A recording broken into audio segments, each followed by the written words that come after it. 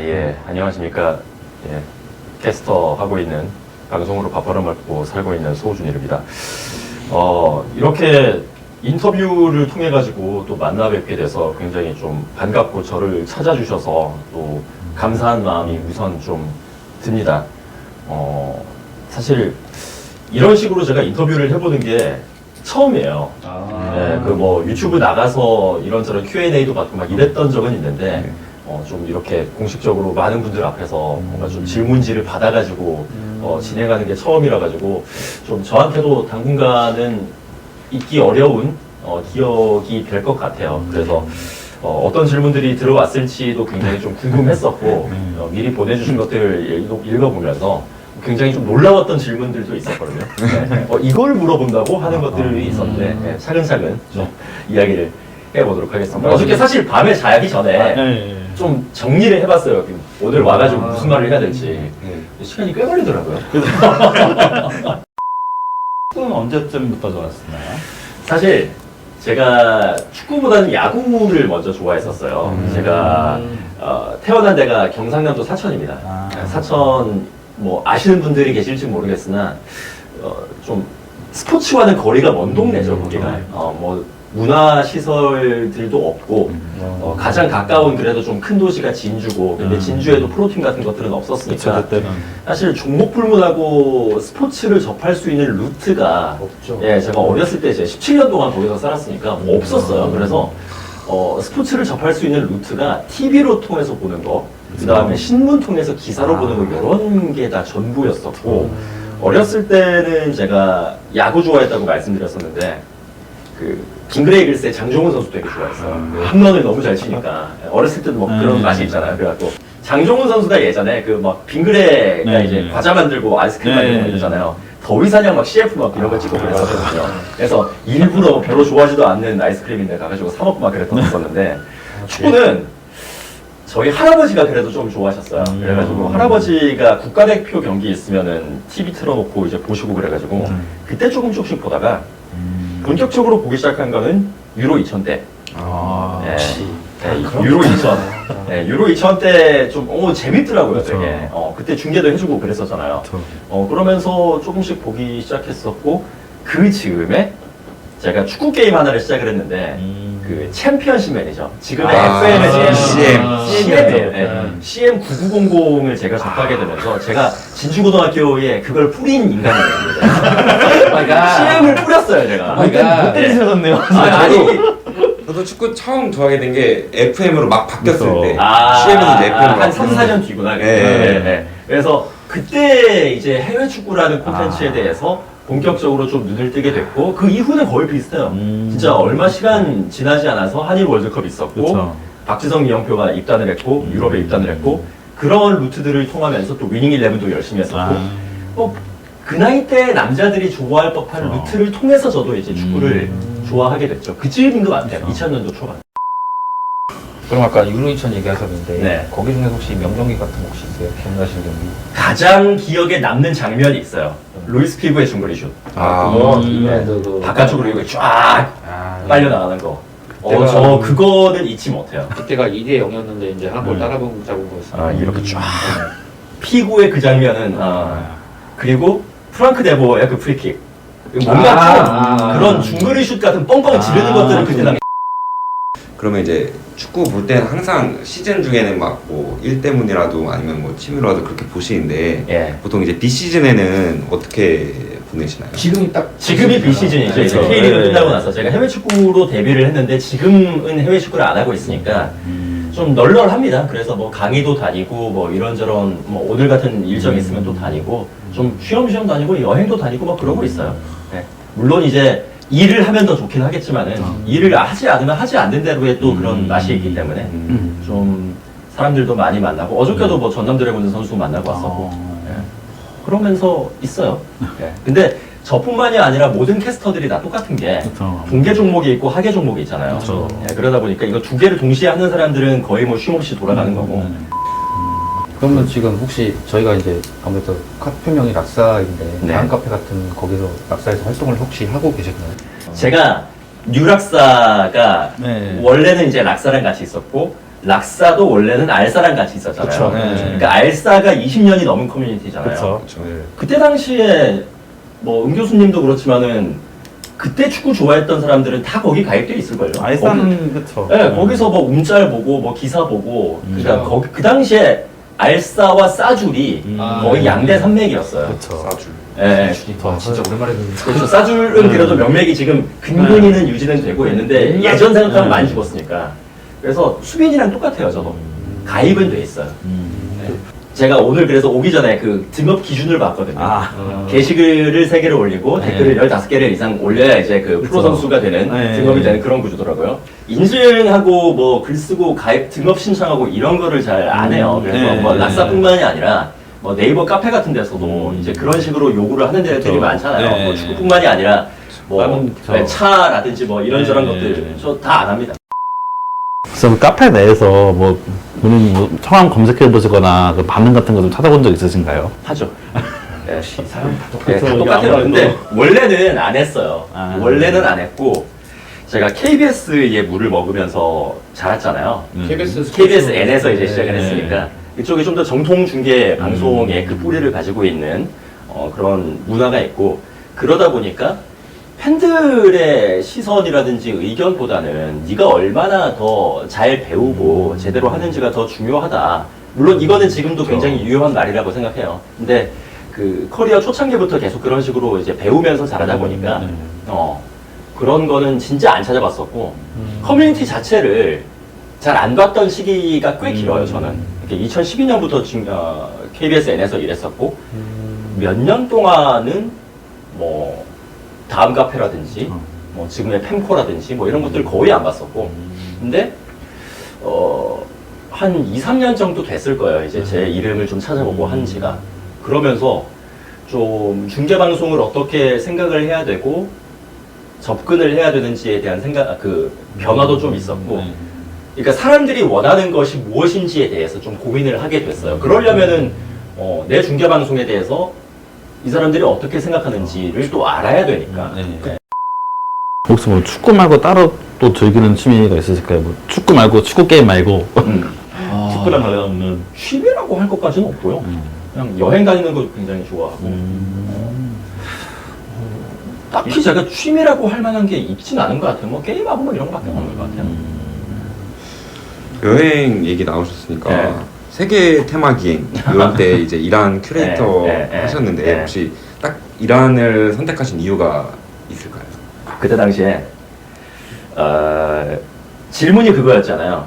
그 이란을 세계 테마 기행에서 이란을 선택한 이유를 물어보셨는데 제가 선택한 게 아니라 그쪽에서 컨택이 왔어요. 그러니까 저도 그 구조를 정확하게 알지는 못하는데 EBS에서 세계 테마 기행이라는 프로그램을 만들 때 외주 회사들이 있어요. 그래서 그 외주 회사들이 각각의 여행지가 딱딱딱딱 뜨면은 뭐 이란이다, 이탈리아다, 뭐 스페인이다 이런 식으로 뜨면은 그거에 맞춰가지고 프로포즈를 내고 입찰을 붙어서 된 회사가 그 편을 제작을 한대요. 근데 이란 편에 이제 입찰이 된 회사가 출연자를 찾는 와중에 없는 거예요. 그러니까 기한은 다가오는데 없는 거지. 맨 처음에 저한테 4월 달에 출발했거든요. 3월 달에 저한테 연락이 왔었어요. 한 달 앞두고 그 세계 테마 기행인데 가실 수 있겠느냐. 근데 그때 당시에 제가 위닝 11 녹음도 있었고 뭐 그래가지고 갈 수가 없는 일정이었어요. 그래서 한번 거절을 했거든요. 근데 출발 열흘 앞두고 또 연락이 온 거예요. 그때는 제가 이탈리아에 있었어요. 여행 가 있었어요. 진짜 안 되시냐. 진짜 없다. 도와달라. 한 번만 도와달라. 살려달라. 그래가지고 제가 일정을 여차저차 이제 조율을 해가지고 열흘 앞두고 급히 이제 가게 됐던 케이스였고 제가 블로그를 좀 했었거든요. 그래서 그 블로그에 여행기를 적어놓은 게 있는데 그거를 보고 이제 작가님이 저한테 연락이 왔던 거예요. 그러니까 제가 캐스터라는 걸 몰랐어요. 캐스터라는 걸 모르고 그냥 여행 갔다 온 사람으로 컨택을 했는데 알고 보니까 방송하는 사람이었던 것이었고 이란은 그때 촬영으로 가게 돼서 3번을 가게 됐는데 그러니까 3번째 간 거였는데 처음 갔던 이유가 2015년에 처음 갔거든요. 그때 당시에 제가 좀 힘들었어요, 많이. 회사에서 일도 거의 받지를 못하는 상태였었고 프리랜서니까 주는 대로 일해야 되잖아요. 그때 한 달에 9만 원 벌었으니까 예, 거의 그만둬야 하는 상황이었죠. 그래가지고 막 한준임 위원한테도 막 엄청 고민이 되니까 이거 그만둬야 되냐 하면서 막 상담도 했었고 하는 기억이 있는데 어차피 내가 한국에 있어봤자 일도 못하니까 그럴 바에야 여행이나 다녀오자 해가지고 여행을 좀 많이 갔어요. 그때 2014년에 9월 달에 일본 여행을 처음 가고, 그러니까 30살이 먹도록 여행이라는 걸 가본 적이 없는 사람인데, 사람이 힘들다 보니까 뭐라도 하고 싶어가지고 여행을 막 다닌 거예요. 2014년 9월 달에 일본 여행 가고, 석 달 뒤에 12월 달에 미얀마를 갔다 오고, 2달 뒤에 2월 달에 이란을 가게 된 거예요. 근데 이란이라는 여행지가 일반적이진 않잖아요. 그쵸. 예, 서점 가가지고 막 책들을 읽어보다가 그런 구절이 있더라고요. 그 다른 뭐 캄보디아 여행지였는데 거기서 만난 프랑스 사람이 책 쓴 사람한테 이란이라는 곳이 너한테 최악 혹은 최고의 여행지 둘 중에 하나가 될 거라고 막 이런 식으로 이제 적어놓은 걸 보고 궁금하더라고요. 그래서 찾아보니까 사람들이 되게 친절하대요. 딴 거보다 그 사람들이 친절하다는 저희가 얘기를 생각하는 듣고. 이미지랑 좀 다르네요. 그쵸, 그쵸. 예. 론리 플래닛을 봐도 그 탑10 익스피리언스가 각 국가마다 다 있잖아요. 일하는 1번이 이란 사람들을 만나라 아였어요. 그러니까 뭐 문화유적이라든지 뭐 음식이라든지 이런 거 빼고 사람이 1번인 게 이제 너무 인상적이어가지고 갔는데 진짜 좋았던 거예요. 제가 15일 동안을 있었는데 숙소에 있었던 게 딱 3일이에요. 나머지는 다 친구들, 그러니까 거기서 만난 친구들 집. 네. 친구가 소개해준 운전기사의 집. 네, 뭐 이런 식으로 돌아다니면서 있었고, 처음 보는 사람한테 엄청난 호의를 베풀더라고요, 그 사람들이. 그러니까 저를 초대한 그 이란의 현지의 친구들뿐만이 아니라 그냥 길거리에 다니는 사람들도 저한테 이거 왜 이러지 싶을 정도의 친절을 보여줬었어요. 카드가 이제 충전된 카드가 다 떨어지니까 샌드위치 가게에서 일하는 알바가 그냥 자기 돈으로 충전해줘. 내가 모르니까 이란어를. 그래갖고 내가 돈 줄게라고 하니까 됐어. 너는 우리나라에 온 손님이니까 그냥 해줄게 내가. 뭐야? 버스 카드가 없어요. 버스 카드를 찍고 타야 되는데 버스 카드가 없는데 모르고 그냥 갔는데 거기 이제 터미널을 관리하시던 분이 그냥 타. 너 손님이니까. 그냥 타. 아니 뭐 외지 사람들을 손님들을 굉장히 좋아하고 그 이슬람교잖아요. 그쵸. 그래서 제가 듣기로는 손님들을 신이 보낸 선물이라고 생각을 한대요. 그러니까 손님들한테 잘 대접을 해야 내가 알라를 잘 섬기는 게 되는 거예요. 그 사람들은. 그런 맥락으로 그러니까 더욱더 잘해주는 거예요. 또 경제 제재 같은 것들을 오래 받다 보니까 그쵸. 외국인 보기가 힘들잖아요, 사실. 그쵸.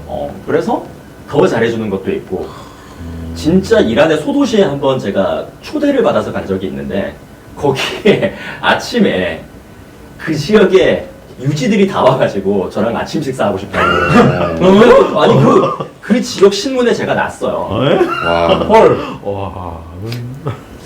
이거는 거의 국빈 대접 아니에요? 진짜 그랬어요. 그래갖고, 저를 초대를 한 친구가 어떤 친구였냐면, 거기서 관광학을 공부하는 친구였거든요. 그 대학원을 다니는 친구였는데, 그 소도시에 자기가 있는 대학교에 그 호텔 시설 같이 돼 있는 거예요. 이제 그 실습을 해야 되니까. 그래서 여기서 네가 자면 된다 해가지고 가보니까 방이 너무 좋아. 그리고 거기서 2박 3일을 있었거든요. 그러면서 시티 투어를 돈 거예요. 그 친구랑. 그 친구의 친구들과 함께 제가 시티 투어를 돌았는데, 어느 한 군데를 갔는데, 찍으면 안 되는 곳이었던 거예요. 그러니까 과거 100년 전 정부가 썼던 건물인데 지금도 쓰는 건물이었는데 이 친구가 몰랐던 거지 그거를. 그래서 이제 정부 건물은 찍으면 안 돼요, 이란에서. 사진 찍으면 안 되는데 제가 찍었던 거죠, 모르니까. 근데 어떤 사람이 지나가다가 신고를 했나 봐요. 진짜 이상한 애다. 왜 찍냐, 좀 의심된다 해가지고 근처에 있던 군인이 와가지고 저를 검문을 한 거예요. 검문을 했는데 저는 모르니까 무슨 상황인지 했는데 같이 갔던 그 이란인 친구가 막 화를 내는 거예요. 뭐 왜 이러냐, 얘 손님이다 그랬는데 뭐 신고가 들어왔으니까 걔는 봐야 되는 거 아니에요. 잠깐만 기다려봐 그러더니 자기 삼촌한테 전화를 하는 거예요. 그 삼촌이 그 대학교의 학장이에요. 삼촌한테 전화를 하더니 삼촌이 그 군인이랑 통화를 해가지고 보내더라. 그냥 훈방 조치를 했어요. 이란에 대해서 다시 생각하게 되게 신기한 경험들을 많이 했어요. 문화 자체가 되게 신기하더라고요. 한국이랑 비슷한 문화가 되게 많아요. 되게 한 7, 80년대에 한국의 그 전통 문화가 살아있었을 시절을 생각하면은 얼추 비슷한 것들이 많아요. 되게 가족적이고 네. 그런 게 있어요. 이거 그러면 혹시 이거 한번 남아 있나요? 이란 편이요? 예. 이란 편은 넷플릭스에도 있고 유튜브에도 있어요. 근데 다행이다. 그거는 방송으로 나온 거고 사실 제가 경험을 했던 것들은 또 다른 것들이죠. 그렇죠. 네. 아니 궁금하니까 네. 어떤 비슷한 그래서 맥락으로 있어요. 있죠. 거기 이제 실제로 길 가다가 그냥 한국을 좋아하는 소녀를 만나가지고 걔네 집에 초대돼서 점심 먹고 막 이런 것도 있어요. 그 짠 게 전혀 아니라 그냥 가다가 한국어로 심지어 이때가 네. 지금처럼 뭐 한류가 했던 시대가 아니었을 거예요. 아니요 한류는 있어요. 그래요? 네. 그 근데 한류가 요즘처럼 막 이렇게 지금 K-팝 말고 네. 이란에서의 한류는 대장금 때부터 맞다. 그 기사 맞아요, 보신 거 맞아요. 있을 네, 맞아요, 거예요. 송일국 맞아요. 씨가 거기서 네. 거의 국빈 대접 받았다라는 얘기를 보셨을 이영애가 텐데 뭐 거의 여왕이라고 막 그 얘기 대장금. 대장금과 주몽으로 이제 한국이 그렇죠. 워낙에 친숙해졌었고 시청률 80%대 막 그러잖아요. 네, 제가 그래서 그때 유목민 마을을 한번 갔어요. 유목민 마을을 갔는데 TV도 없고 전기도 없고 심지어 폰도 안 들고 있어요 그 사람들. 근데 대장금 주몽 보려고 그때 그 유목민 아줌마가 일주일에 한 번씩 마을을 갔대요. 그 시간에 맞춰가지고 그거 보려고 오토바이 타고. 그 정도 위상이에요. 그건 진짜 맞아요. 이게 그러면은 뭐 이게 몇 부작 이런 식으로 돼 있나요? 혹시 이란 그게요? 예. 5부작이죠. 5부작이죠. 예. 시간대가 그러면 몇 시간대로? 1시간대로 돼 40분짜리 5부작. 예. 제가 3주 있다 왔습니다. 거기서. 와우. 일생일 때 기억날 3주 같은데. 그렇죠. 잊지 못하죠. 보통 사람은 살면서 한 번도 갈 일이 없는데요. 그렇죠. 왜냐면 그렇죠. 이란에 대해서 네. 우리나라는 약간 좋은 인식은 아니죠. 좋은 인식이 아닙니다. 네, 거기다가 이제 뭐 이슬람이고 그쵸. 뭐 미국이랑 사이 안 좋고 이러니까 갔다 오면 또 미국을 못 가니까 제가 맞아요. ESTA가 안 나오잖아요. 그렇죠. 근데 정작 이란에서는 한국을 되게 좋아해요. 네. 얘기가 생각보다 길어졌는데 다시 축구 얘기로. 캐스터를 선택하시게 된 뭐 네. 계기나 뭐 동기 같은 게 있으실까요? 위닝 11 하다가 그 위닝 11 할 때 다들 조용 게임만 하십니까? 하시는 분들? 뭐다 저는- 플스방 가면은 네. 이제 소리 지르고 그쵸? 그렇죠. 네. 그러니까 게임을 이기는 것도 중요하지만 가치관 애를 열받게 만드는 게 더 중요하잖아요. 때려보는 힘들게 하고 그게 훨씬 더 중요하니까. 그쵸. 네, 그거 하려고 가는 거잖아요. 사실. 포인트 최대한 빡시게 넣어야죠. 그렇죠. 그러니까 이거를 하다 보니까 말하는 직업을 가지면 되게 재밌겠다 라는 생각이 들어가지고 캐스터를 하면 재밌겠다 해서 아나운서 학원을 가게 됐죠. 제가 성격이 되게 좀 내성적인 성격이에요. 사람들 모르는 사람들한테 말도 잘 못 걸고 아직도 그런 것들이 좀 남아 있어가지고 인사도 제대로 못해요. 제가 그렇다 보니까 방송을 할 거라고 제 초중고등학교 친구들은 전혀 생각을 못했어요. 그래서 아직도 고향에 있는 친구들을 만나면 신기해해요. 네가 왜 이런 거를 하느냐 라면서. 근데 그거를 여튼 하게 됐었죠. 네. 제가 어떤 꿈이라는 게 없었던 사람인데 원래는 신방과를 갔는데 기자하려고 갔었거든요. 거의 그렇죠. 네, 기자가 꿈이었었는데 술을 못해요 제가. 네, 그래서 뭐 한국 사회의 특성상 술 먹으면서 취재원이랑 교류를 다지고 해야 되는데 난이도가 달라지잖아요. 예. 그래서 좀 일찌감치 그거를 포기를 하고 그냥 일반 기업이나 취업할까? 라는 생각을 하다가 우연찮게 그 위닝 11을 하다가 그 꿈을 꾸게 됐고 준비를 막 하다가 안 됐어요. 제가 2년 반 만에 됐거든요.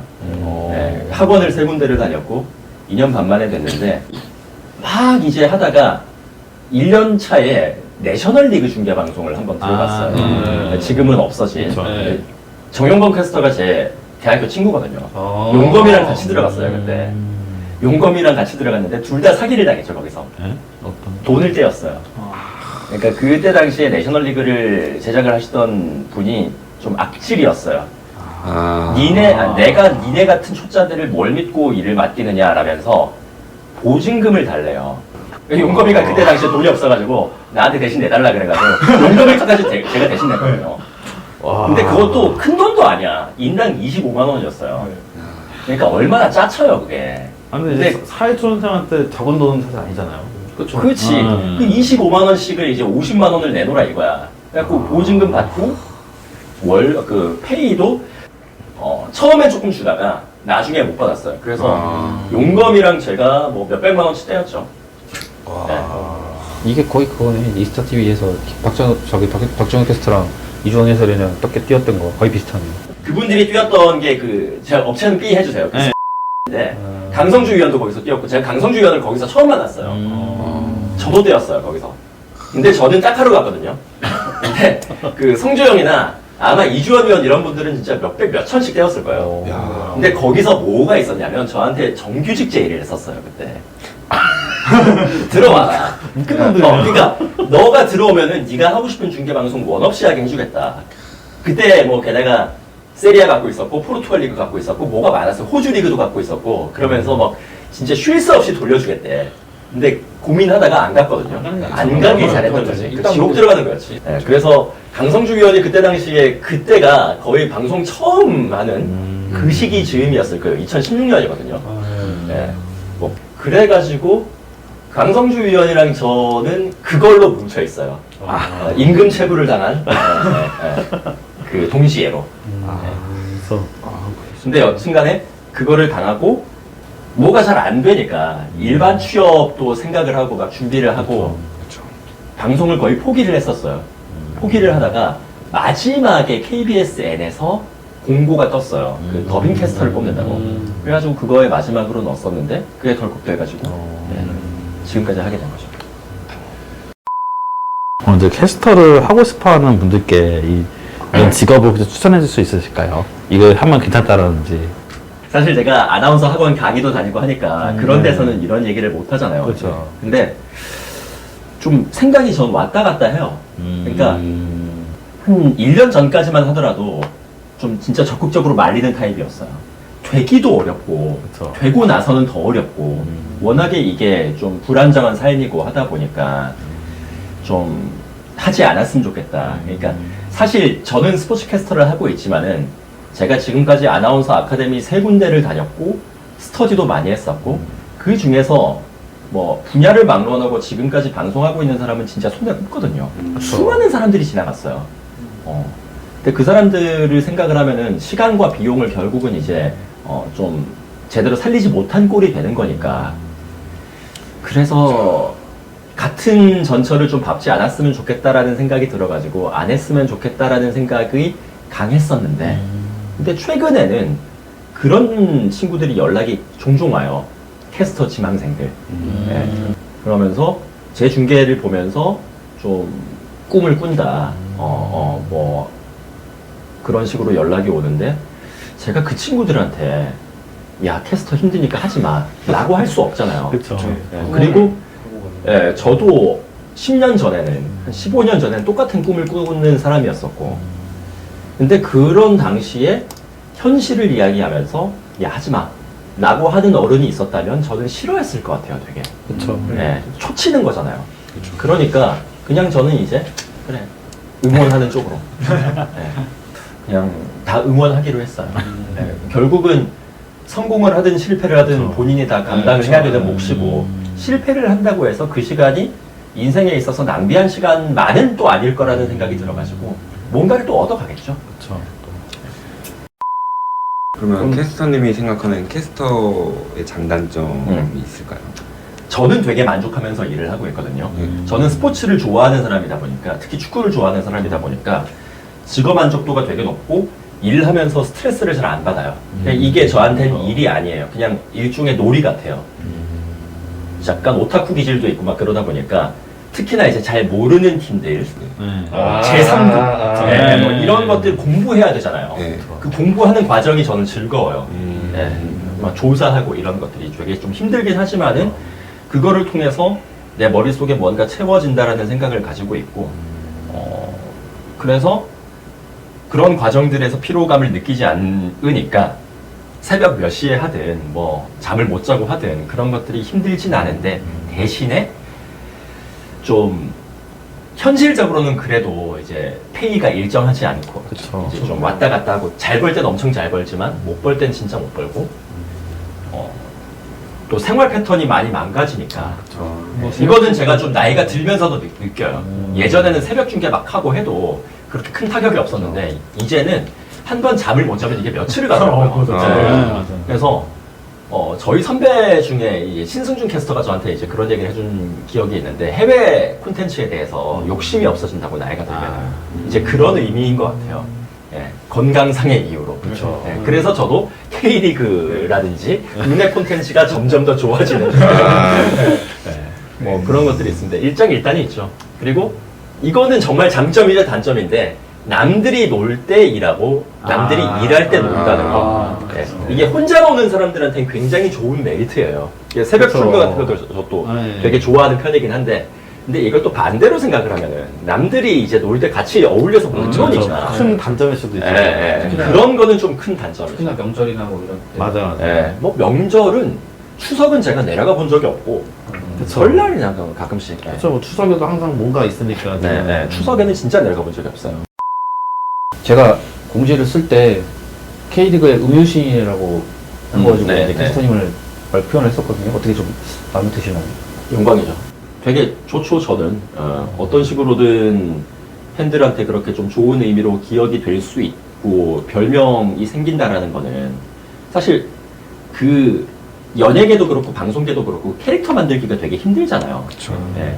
근데 그런 캐릭터가 제 스스로 만든 게 아니라, 제 방송을 보시는 분들에 의해서 만들어졌다라는 거는, 좀 뿌듯한 일이기도 하고, 또 감사한 일이죠.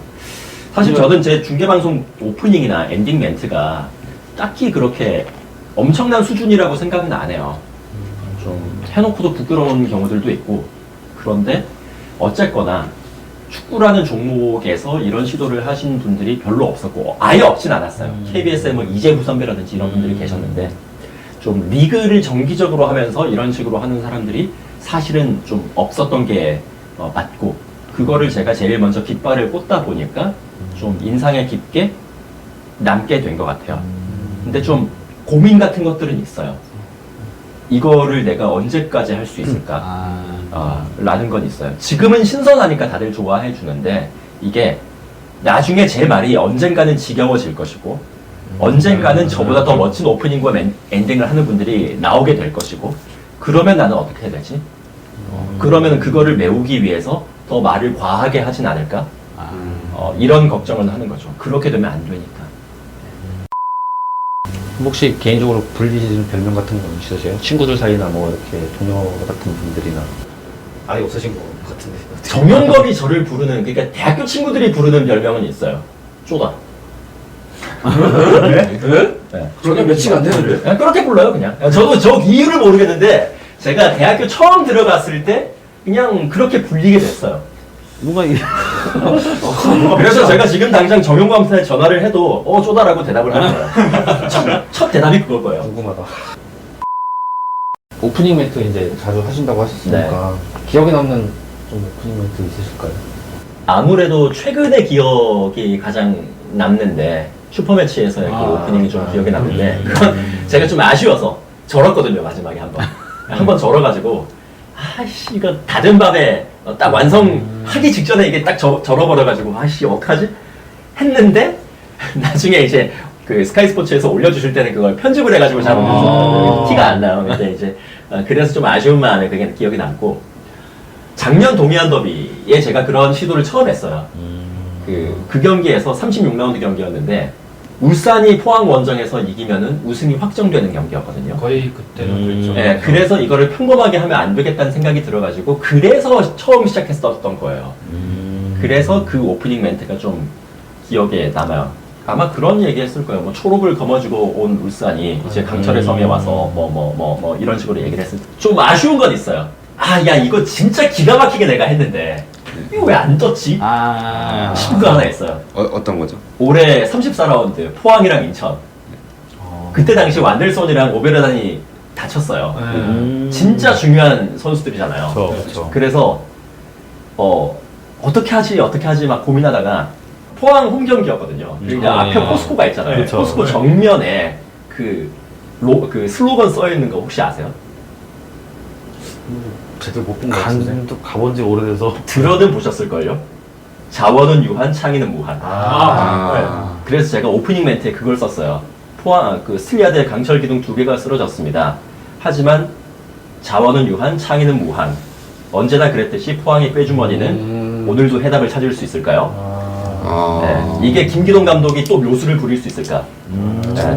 그러면서 상대팀 인천은 아챔 가서 요코하마 이기고 왔었거든요. 그때 네. 네, 그래가지고 아시아 무대에서 뭐 진한 파란 검정을 남기고 온 인천이 이거 또 한 번에 기억난다. 을 그거 봤어요. 네. 0일 만에서 준비를 하고 있다. 라고 했는데 이게 묻혔어. 생각보다 묻혔어. 그래갖고 야 이거 좀 내가 생각했던 것 중에서는 이게 제일 기가 막힌데 이거 왜 안 떴지? 라는 생각은 좀 있었죠. 그러면 그런 멘트 같은 경우는 좀 미리 따로 준비를 하시는 건가요? 오프닝은 100% 준비고요. 근데 그런 건 있어요. 뭔가 창작을 하시는 분들은 분야를 막론하고 다 똑같은 말씀 하실 텐데 고민의 양과 질이 비례하지 않거든요. 아, 그쵸. 네, 그러니까 10시간 동안 고민해서 안 나오던 것이 10분 고민해서 툭 튀어나올 수도 있고 저번 포항 인천 경기가 그랬어요.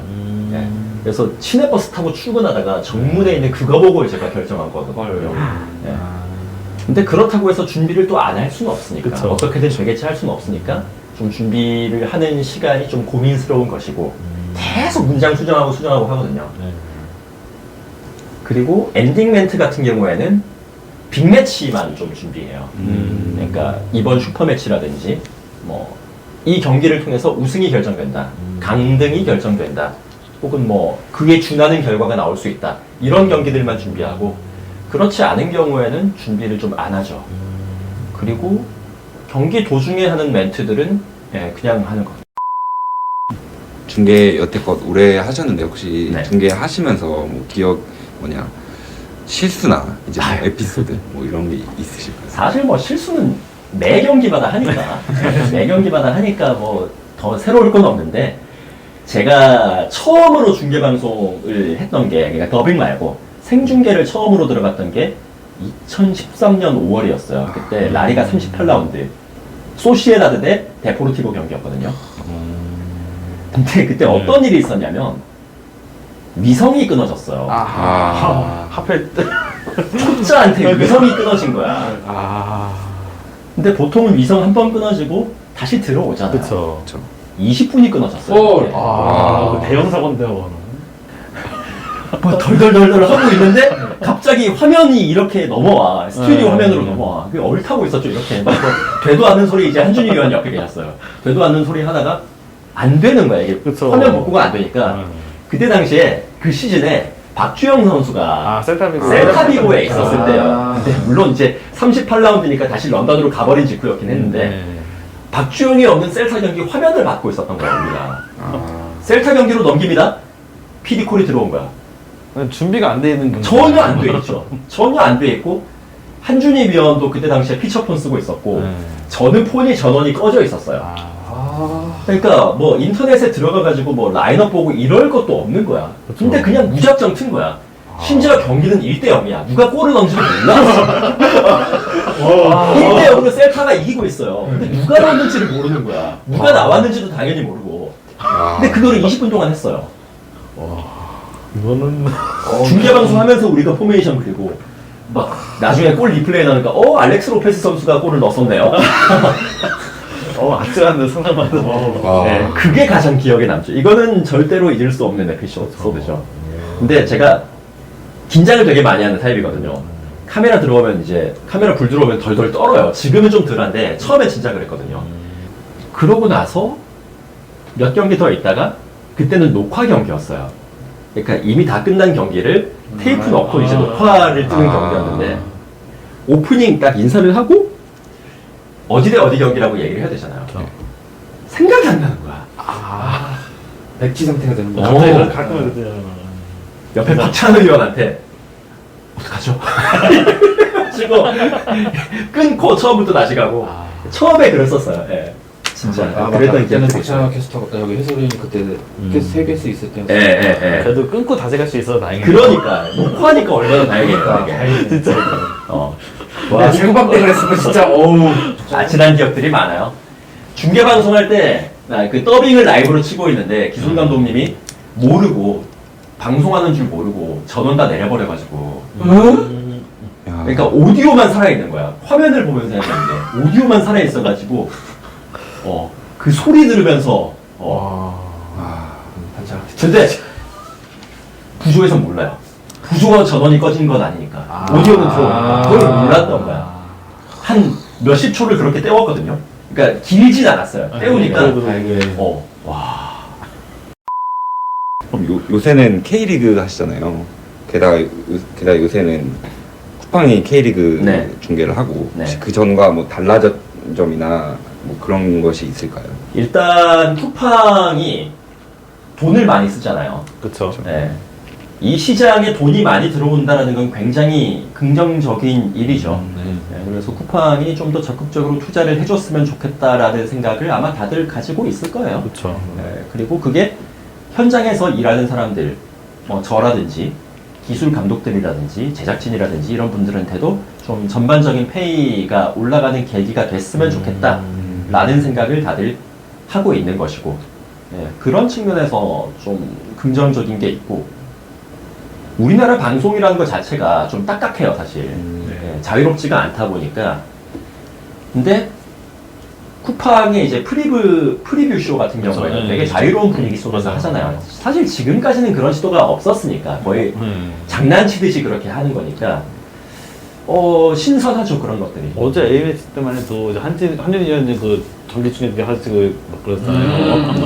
그런 게 진짜 안 해본. 네, 그런 것들은 되게 저는 좋은 시도라고 생각해요. 그 벽들을 좀 많이 깨줬으면 좋겠어요. 쿠플은 올드미디어에서 출발하지 않다 보니까 그런 제약들이 그다지 많지 않아서 금도를 넘지 않는 선에서는 여러 가지 시도를 해줄 거라고 기대를 하고 있고, 좀 문화가 그를 통해서 바뀌게 되겠죠. 예, 그런 것들이 있고, 그리고 개인적으로는 제가 쿠플픽이랑 많이 겹쳤어요.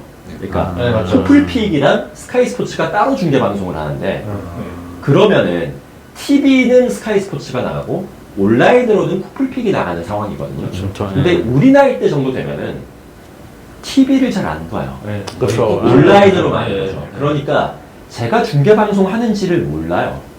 왜 안 하세요? 라는 질문을 제가 초반에 좀 많이 받았어요. 제가 1, 2, 3라운드를 쿠플이랑 다 합쳤거든요. 그러니까 좀 속상한 거예요, 이게. 그렇죠. 이제 스플릿 하고 거의 이제 그때쯤 돼서 이제 JTBC랑 겹쳤던 거라서 네. 거의 90% 이상의 스카이랑 네. 붙였을 거예요, 제가 알기로는. 90%가 아니라 99%였죠. 왜냐면은 스카이만 할 수 있었어요. 네, 근데 마지막에 JTBC랑도 할 수 있게끔 해결을 한 거예요. 네, 무조건 스카이가 하는 거였어요. 근데 이제 그러다 보니까 주요 경기들을 픽을 하다 보니까 제가 스카이의 주요 경기를 하는 경우에는 다 겹치는 거죠. 네. 그래서 그런 것들이 좀 나도 나름대로 열심히 준비하고 방송했는데 티가 안 나니까 너무 속상하니까. 그래서 일단은 왜냐면 우리 카페 이제 보는 분들 거의 다 이제 온라인으로 보니까 네, 중계로 네. 보니까. 네. 그래서 고민을 그때 좀 한번 심각하게 했었어요. 그러니까 젊은 사람들한테 나도 일하고 있다라는 것을 보여주기 위해서 내가 뭘 할 수 있을까, 뭘 해야 될까 늘 고민을 했었어요. 그러다 보니까, 그러니까 아까 얘기했던 그 오프닝이라든지 엔딩이라든지 뭐 경기 중 멘트라든지 이런 것들을 더 열심히, 더 준비 잘해가지고 기깔나게 하면은 내 거 그거를 듣기 위해서 사람들이 굳이 TV를 한 번 더 켜보는 사람들이 생기지 않을까? 라는 생각을 해가지고, 그래서 올 중순 이후로, 그러니까 초반에는 약간 좀 그 속상해 하고만 있었던 그런 상황이었었고, 중순 이후로 좀 그런 고민들을 많이 하면서 더 힘을 줬었고, 실제로 아마 올 시즌 중순쯤부터 제 오프닝에 대해서 좀 얘기들이 더 많이 나왔을 거예요. 아까 위닝을 녹음하셨다고 말씀하셨었는데 최근에 이제 위닝하고 이제 FEC 24가 나왔잖아요. 네. 둘 중에 어느 걸 좀 많이 선호하시는 편이세요? 위닝이죠. 아, 그러니까 저는 피파는 네. FC가 됐지만은 네. 피파는 제가 2002 이후로는 해본 적이 없어요. 18, 2000이면은 엄청. 근데 보통 이제 피파를 많이 하는 사람들은 뭐 그래픽이나 뭐 라이센스나 라이센스가 제일 크죠. 네. 네. 아무래도 그래서 유저가 좀 그쪽이 많죠. 많이 몰려갔어요. 네. 그 몇 번의 그 사건들이 있었죠. 그쵸. 그 플스2에서 플스3로 넘어올 때 그 위닝 2014가 네. 최적화가 안 돼가지고 엄청 끊겼어요, 그때. 로딩 막 1분씩 걸리고, 인플레이에서 끊기고 해가지고, 그때 사람들 다 빠져나갔어요, 피파로. 그래서 플스방을 가도 2014가 없고, 2013을 계속 패치해가지고 하고, 2015로 바로 건너뛴, 그런 사건이 한 번 있었고 이후로 점점 이제 뭐 라이선스라든지 그런 최적화 문제 같은 것들이 계속 나오다 보니까 피파로 많이들 넘어갔죠.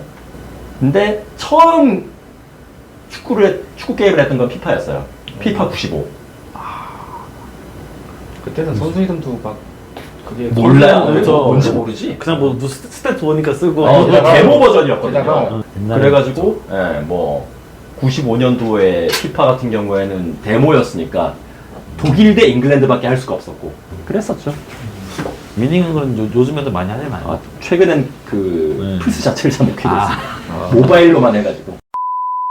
그러면 평소에 목 관리는 어떻게 좀 하시는 편이세요? 딱히 뭐 목 관리라는 걸 하지는 않고요. 그냥 제가 술 담배를 안 하니까. 아. 그게 아무래도 좀 그게 좋은 크다. 것 같고. 그게 크다. 예. 근데 제가 가수 지인들한테 물어봐도 목 관리를 안 하는 사람들도 꽤 많더라고요. 예. 하긴 뭐 가수들 중에서 담배 피는 사람 술 담배 많이 하니까. 음. 지금 요 근처에 살고 있는 저희 지구인도 저희 그래요? 대학교 후배예요. 1년 후배예요. 아. 지금 한 블럭 뒤에 살고 있거든요. 아, 진짜요? 예. 걔한테 물어봐도 자기도 안 한대요 그런 거. 물론 걔는 이제 보컬이 아니긴 하지만. 그렇죠. 네. 그러면은 아까 이제 초반에 유로 얘기하셨는데 가장 기억 남는 유로 같은 거 있으실까요? 유로 대회? 그러니까 이게 유로 2012에 대해서 물어보시는 그 네, 질문이었잖아요. 댓글이 있었거든요. 원래는 그러다가 좀 네. 포괄적으로 좀 근데 저는 그 질문이 되게 인상적이었어요. 가장 인상적인 질문이었어요. 그러세요? 그러니까 이거 누가 질문한 거지라는 생각이 들었던 게 저에 대해서 좀 알고 계신 분인가? 라는 생각이 들었어요. 유로 2012가 저를 스포츠 캐스터로서 있게 만든 대회거든요. 그러니까 제가 KBSN에 들어갔다 그랬잖아요. 네. KBSN에서 더빙 캐스터 공고를 띄웠던 이유가 유로 2012 때문이었어요. 아, 그러니까 2011년까지는 저희 위에 있는 선배 3명, 신승준, 강성철, 김기훈 캐스터가 I Love Baseball, I Love Baseball의 더빙을 했었어요. 근데 유로 2012를 하는 2012년에 KBSN에서 이제 그 전사적인 과제로 유로 2012를 빵 띄우자가 돼가지고 더빙 캐스터들을 동시에 시키면 안 된다 이거. 저녁에 I Love Baseball 하고 새벽에 중계 방송하면 양질의 방송이 안 나오니까 그렇죠. 얘들한테는 기존의 더빙 캐스터 3명한테는 유로만 할 수 있게 전념하게 해주고 새 더빙 캐스터를 뽑자 해가지고 3명을 새로 뽑았는데 그 중에 한 명이 저였던 거예요. 예. 그런 의미가 있는 대회이고 첫 번째로는 그리고 두 번째로는 가장 재밌게 본 토너먼트였어요 그게. 예. 물론 한일 월드컵을 제외하고 그냥 네. 제3자의 입장에서 가장 재밌게 본 토너먼트가 2012 그때 당시에 전술 대결을 보는 게 되게 흥미로웠었거든요. 그 스페인이랑 스페인. 이탈리아의 그 조별리그 경기 0대0으로 끝났지만은 그 경기는 진짜 명승부라고 저는 생각을 했어요. 아마 21세기 최고의 경기. 델보스케 대 프란델리가 이렇게 제로톱으로 나오니까 여기서는 백스리 써가지고 데로시가 왔다 갔다 하면서 이렇게 해버리는 와 이런 경기가 있구나 하면서 페이스북에 실시간으로 글 쓰고 막 그랬던 기억이 나거든요. 그래서 그 대회가 가장 재밌었던 물론 이제 그거는 카타르 월드컵으로 좀 경신이 되긴 그쵸. 했는데 한동안 가장 재밌었던 토너먼트였어요 저한테. 그럼 그 대회 가장 기억 남는 경기 있으세요? 2012 중에? 그 0대0 경기입니다. 0대0. 이탈리아 빼고 네. 이탈리아 빼고 혹시라도 글쎄요 그게 워낙에 인상에 강하게 남아있고 하긴 그좀 뭐 중계하시거나 뭐 업무 하시면서 뭐 선수나 그런 감독분들에게 사인 받거나 하신 적 따로 있으신가요? 작년에 아틀레티코 마드리드가 왔을 때 제가 미란다한테 사인 받았어요. 아틀레티코 예전 유니폼에다가 그 가보로 지금 보관 중이고 국내 선수들 중에서 제가 아마 처음으로 사인 받았던 선수는 윤석영 선수일 거예요. 석영이. 그 대한체육회 콘텐츠 때문에 한번 그때 처음 봤었거든요. 석영이를. 그래서 그때 사인 받고 석영이 그다음에 순민이, 이순민 뭐 이런 선수들한테 래퍼 다 친하게 지내는 선수들이니까. 예. 근데 사인 같은 것들을 잘 못 받겠더라고요, 제가. 석영이랑 순민이 같은 경우에도 이제 유니폼에다 받은 거고. 근데 막 A4 용지 그냥 하나 갖다 주면서 여기다 사인해 주세요 하면 약간 좀 그렇잖아요, 그들한테도. 그쵸. 예의가 아니니까. 그러면 중계를 위해서 지방이나 이런 데도 많이 가실 텐데 네.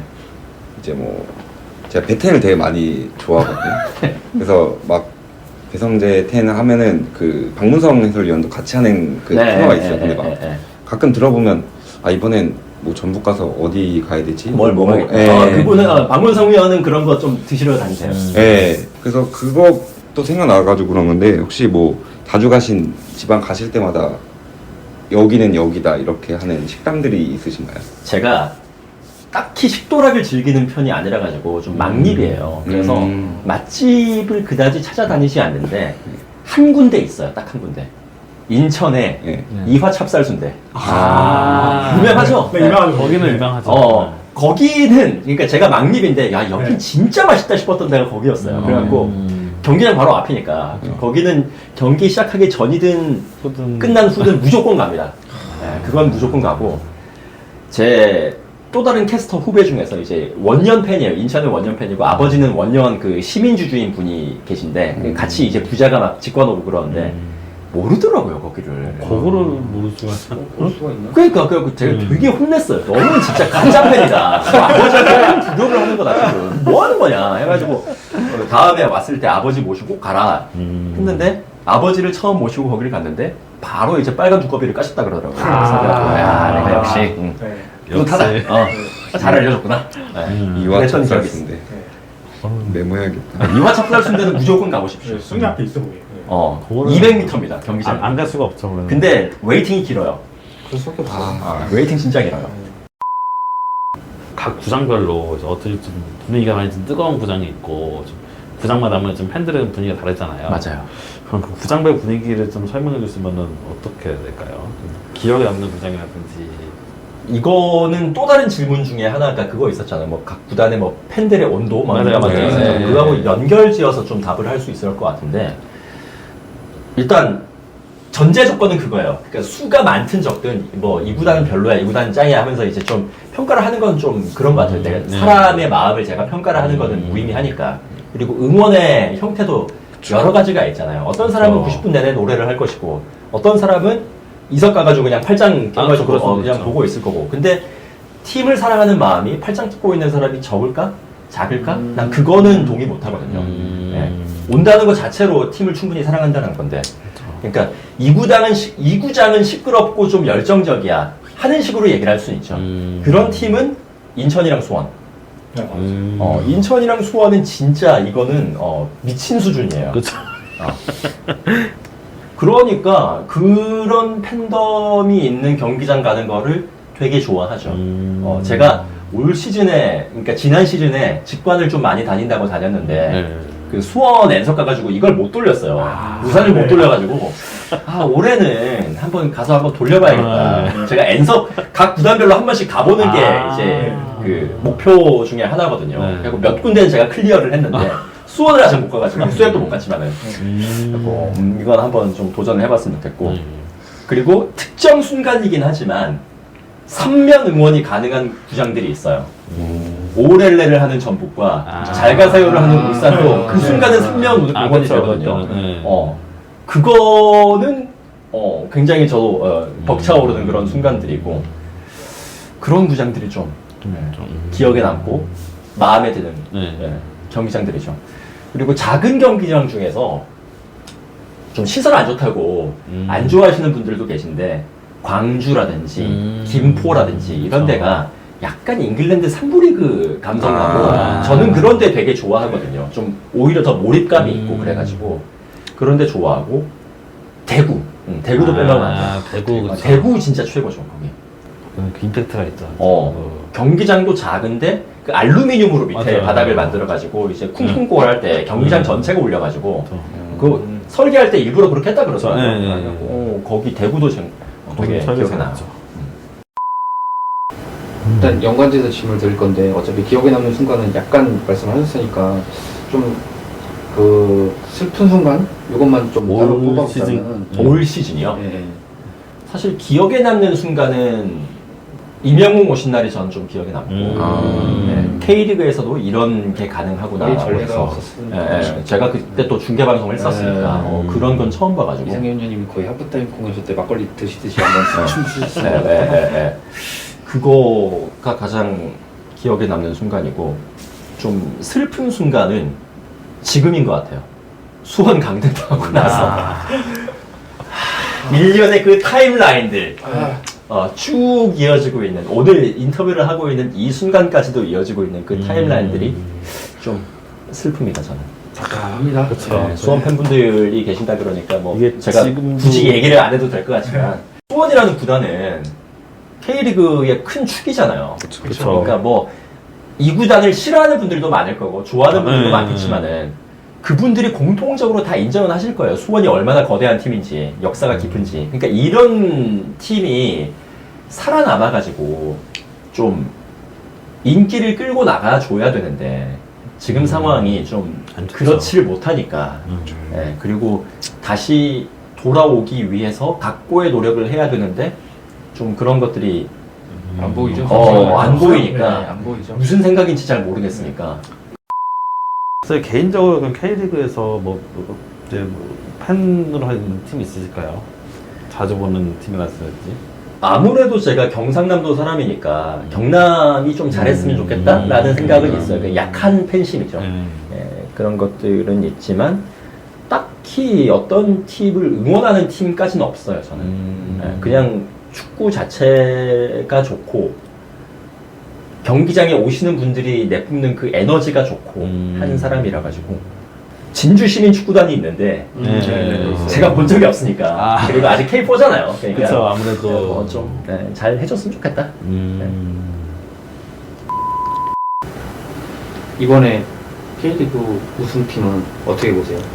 이거 대답 잘못하면 저 묻히는 거잖아요. 아니요, 그 정도까지는 아니고 예상을 할 수 있는 거니까. 근데 아직까지 그 여름 이적 시장이 겨울 이적 시장이 한창 진행 중이니까 뭐 어떻게 팀의 전력을 얘기를 할 수는 없을 것 같고 그쵸. 주요 화두는 결국 그거죠. 울산이 3연패를 할 수 있을까인데 쉬운 도전은 아닐 거라고 생각해요. 워낙에 선수단이 일단 올 시즌을 앞두고 많이 바뀔 거고 바코가 나갔고 네, 나갔고. 뭐 이런 선수들이 다 나갔을 때 기존에 정승현도 지금 뭐 얘기하고 네. 있고. 기존에 이제 2023년 특히 이제 전반기 때 보여줬던 그런 좀 지배하는 축구를 울산이 올 시즌에도 똑같이 보여줄 수 있을까에 대해서는 좀 물음표가 있죠.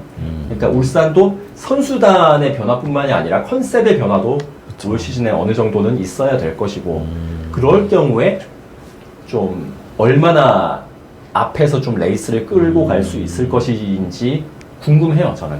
그러니까 이게 결국은 전방에서 볼을 지켜주는 선수가 있어야 되는 건데 바코가 그게 됐던 선수인데 탈압박도 해주고 골키핑도 해주는 선수였는데 이 선수를 어떻게 대체를 할 것이냐. 그러니까 김민호 선수 같은 경우는 하드워커니까 그쵸. 조금 유형이 다르다 보니 아무래도 수비 라인 쪽에서도 변화도 있어야 될 것이고 그에 반대급부로 또 도전을 하는 세력들도 있잖아요. 감독을 바꾼 서울이라든지 돈을 쓰는 전북이라든지 그리고 대전 같은 경우에도 조용히 지금 돈 쓰는 작업 중인 걸로 저는 알고 있고 뭐 여러 도전 세력들이 있겠죠. 그럼 이제 K2에서 올라갈 것 같은 팀은 그게 그러니까 저는 K1보다 K2가 오히려 더 궁금해요. 더 예측이 힘들죠 사실. 그러니까 정배는 결국 이제 수원이 다이렉트 승격을 한다라는 게 이제 강등이 확정됐을 때의 정배가 그거였잖아요. 그쵸. 근데 지금의 돌아가는 상황을 봐서는 수원의 역량이 그게 될까에 대해서 의구심이 여기저기서 좀 생기는 것 같아요. 굉장히 현장에서도 보면 그래요. 그렇죠. 똑같이 네. 그런 목소리들이 있고 그에 반면에 다른 팀들이 투자를 엄청 열심히 하고 있으니까 뭐 서울 이랜드라든지 그쵸. 성남이라든지 이런 팀들이 뭐 각 잡고 그렇죠. 하고 있으니 다이렉트가 쉽지는 않겠다. 그렇죠. 뭐 부산도 지금 벼르고 있고. 그런 생각이 들고 원은 원의 경기가 있고 투는 투의 경기가 있잖아요. 그쵸. 그러니까 투의 스타일은 결국은 김포라든지 청주라든지 이런 팀들이 보여주는 좀 되게 터프하게 달려들고 그런 거거든요. 그러니까 그쵸. 어저께 제가 전남의 여승원 선수를 만났는데 여승원 선수가 무슨 얘기를 했냐면 K리그2는 잠깐만 이제 잔재주를 부리려 그러면 기교를 부리려 그러면은 순식간에 쇠뽕 6개가 날아온대요. 자기 발목을 향해서. 네. 그러니까 이런 리그라는 거예요. 근데 이런 거친 리그에서 수원 삼성이 기존에 하던 대로 축구를 할 수 있을까? 그에 대해서 좀 의구심이 있죠. 그 천안 같은 팀들도 돈을 쓰니까. 아, 그쵸. 천안도 좀 영입 많이 했더라고요. 영입 되게 많이 했어요. 딴 팀도 했어요, 아주. 부천 같은 팀들도 각 잡고 하면은 뚫기 엄청 힘든데. 부천은 또 네. 감독이 워낙에 네. 또 대단한 지략가다 보니까 그 수원 삼성의 그 게임 플랜을 이영민 감독이 그냥 가만히 보고 있을까? 나는 그렇게 생각 안 하거든요. 네. 우리가 이제 아시안컵 진행 중이잖아요. 우리 예상, 팀 예상 어떻게 보세요? 결승 가야죠. 결승 가야죠. 어제 경기 보셨죠? 어제 경기 라이브 못 봤어요. 제가. 못 봤는데 뭐 비슷한 경기 운영이었다는 것 같은데요. 뭔가 왜 이겼는지 모르겠는데 여튼 이겨 있고 어쨌든 어쨌든 또 골은 안 먹었고 그쵸. 또 이제 중동 팀은 또 들어놓기 시작했고 이런 것들. 일단은 심판이 이라크 심판이었으니까 음. 그게 문제였고. 그러니까 뭔가 좀 공정한 경기의 환경은 아니었던 것 같아요. 일단 그쵸. 축구 자체가 대학 경기장이었으니까. 근데 일단 아시안컵 본선에 가면은 적어도 그 경기 시간에 대해서는 그 늘려가지고 적용을 할 테니까 그 그쵸. 월드컵 때처럼 네. 그거는 사실 크게 걱정할 문제는 아닌 것 같고 게다가 또 월드컵도 치는 나라니까. 얼마 전에. 그런 것 같고 제가 결승전 정도에는 직접 가서 보러 갈지 뭐 이걸 좀 고민을 하고 있거든요. 루사일 스타디움을 한번 보고 싶어가지고. 근데 이멤컵은 진짜 크다던데. 88,000명. 네. 와 88,000명. 그러니까 제가 큰 경기장 몇 군데를 가봤었거든요. 그 캄프누도 갔었고 웸블리도 갔었고 했었는데 루사일 스타디움도 궁금하긴 해요. 해외 축구 어차피 지금 아래띠 팬이시잖아요. 예. 그게 하기 시작에 된 계기가 있으실까요? 제 중계 방송하면서 아, 라리가로 네. 제가 네. 데뷔를 했으니까 어.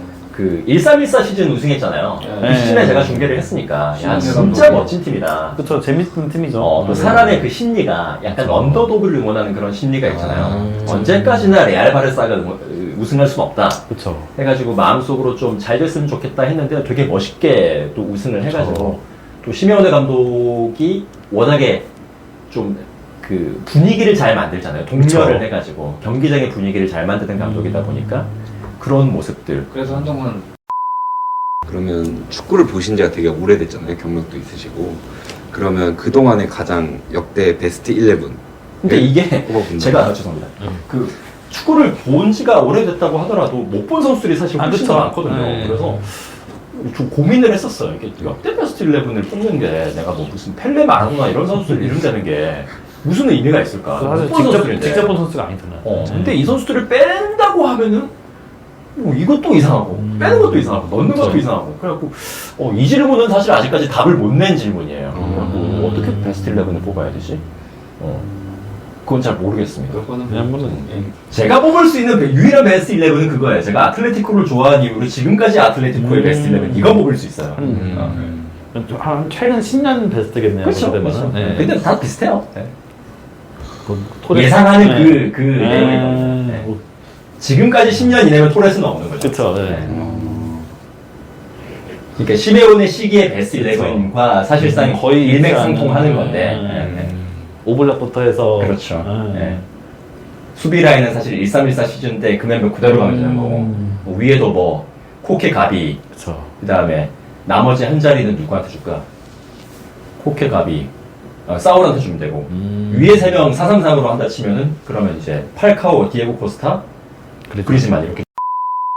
그러면 혹시 실제로 축구를 직접 하시나요? 풋살 같은 거라든지 뭐 이런 거. 그 친선 도모 차원에서 가끔씩 하는데 네, 저희 같은 그 체육인들은 그 다리 근육보다는 입 근육이 발달되기 때문에 예, 한 3분 뛰면 방전입니다. 와우. 네. 포지션이 어디이신가요? 그러니까 땜빵 뜁니다. 그러니까 네. 거의 띄워주지 않는다는 거죠. 네, 포지션이 의미가 없습니다. 그러면 동료분들 중에서 이 사람은 그래도 축구를 잘한다 하는 분 있을까요? 축구를 잘하는 동료 누가 있을까? 강성준이는 빼고요. 그분은 그런 선수 이런 거 빼고 네. 네. 그냥 선수를 하지 않았던 분들 네. 네, 해설위원들을 다 제외하면 캐스터들 중에서는 제가 본 사람 중에서는 그래도 지금 연합뉴스에서 앵커하고 있는 오세혁이라는 친구가 있는데 그 친구가 KBS NA에 있었거든요. 네. 6년 동안 있었는데 그 친구가 그래도 예, 축구를 좀 하고 우리 회사 KBSN에서는 신승준 선배가 골키퍼 잘 보고요. 특이하게 골키퍼 특화 캐릭터거든요. 예, 잘해요. 골키퍼 되게 잘해요. 예, 그런 분들이 좀 기억에 나요. 근데 뭐 다들 저랑 다른 소리 하셔가지고. 예, 예. 그럼 이게 아무래도 중계하시거나 직관하실 때 일단은 재밌는 경기도 있지만 좀 지런 경기도 있기만 아이, 당연하죠. 근데 애정이 있으면, 팀에 대한 애정이 있으면 좀 다른 시선으로 볼 수도 있을 것 같아요. 물론 이건 컨셉이 명확했기 때문이기도 하지만은, 예를 들어서 이제 아틀레티코가 버스 2줄 세우고 했을 때 되게 단적인 예로 저번에 맨시티랑 저 챔스에서 붙었을 때 슈팅 연계했을 때 이게 무슨 축구야라고 대부분의 사람들은 생각을 했을 텐데 저는 되게 재밌게 봤어요 그거. 야 우리가 여기까지 막는구나. 쟤들도 못 뚫래. 물론 우리가 1대0으로 지긴 했지만 그러면서 엄청 긴장감 넘치게 재밌게 봤던 기억이 있어요. 근데 그런 좀 어떤 감정적인 동화가 없으면은 보기 힘든 경기들이 꽤 있겠죠. 특히 수비적인. 마무리랑 이제 인사하신 것 네. 낙사 저희 회원분들에게 한 말씀 좀 해주시죠. 우선 저를 또 이렇게 찾아주셔서 너무 감사를 드립니다. 제가 가진 재주가 그렇게 크지 않다고 생각을 해요, 항상. 저보다 잘하는 분들이 훨씬 더 많고, 저는 그냥 운이 좋은 사람이라고 생각을 하고 있는데, 뭐가 됐든 이렇게 제가 하는 일의 결과물에 대해서 성원을 보내주시고, 또 다음에도 보고 싶다라고 그렇게 얘기를 남겨주시는 모든 분들께 감사 인사를 이 기회를 빌어서 좀 전달을 해드리고 싶고요. 제 방송의 목표는 그거예요. 생방송 시청률을 떨어뜨리는 겁니다. 무슨 말인지는 아실 거예요. 경기가 있을 때는 TV로 보지 마시고 직관으로 보실 수 있게. 그리고 재방송 시청률과 유튜브 같은 것에 재생수를 높이는 게 제 목표예요. 그래서 최대한 많은 분들께서 경기장에 와주셔서 뜨거운 분위기를 만들어 주셨으면 좋겠고, 저는 그 뜨거운 분위기에 취해서 중계방송을 하는 사람이거든요. 예.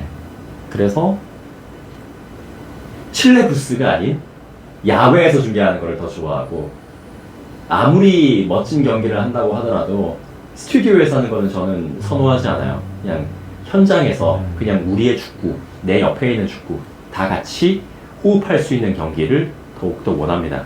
그 현장에 여러분이 함께 해주셨으면 좋겠고요. 그런 문화를 만드는데 저 역시 좀 일조를 할 수 있으면 좋겠다는 생각이 듭니다. 예. 앞으로도 되게 열심히 하겠습니다. 예. 부끄럽지 않게 최선을 다해서 할 테니까 지켜봐 주시고요. 예. 함께 해주십시오. 감사합니다.